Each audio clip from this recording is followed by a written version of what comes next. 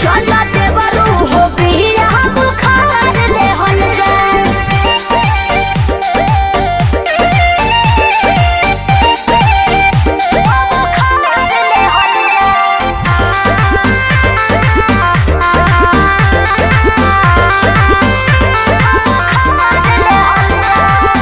एहो देवहर घर के पिछुआ रहवा में मेहनत कहल तनी चल के बिया रहवा में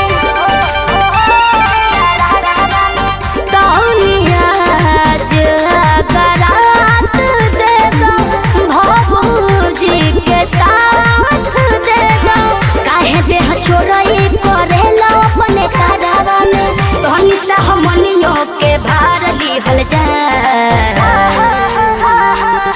राजा जी जबले लगाव तारले राजा जी जबले लगाव तारले चलो देवरू हो चलो देवरू हो बिया बुखार ले हल जा। चलो देवरू हो बिया बुखार ले हल जा। चलो देवरू हो बिया बुखार ले हल जा।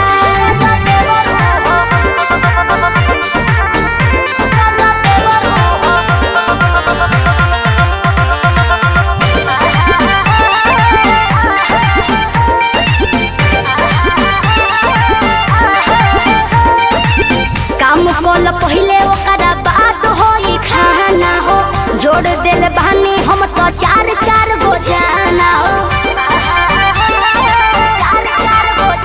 मन कर विजय खिसिया हो भरत बेझिसिया हो घाम नहीं लागी तू तो हवा मारा दहना हो ओगो से दहिना के झाड़ ले हल जा। सोहिया जी जबले लगाव तारले सोहिया जी जबले लगाव तारले चलो देवर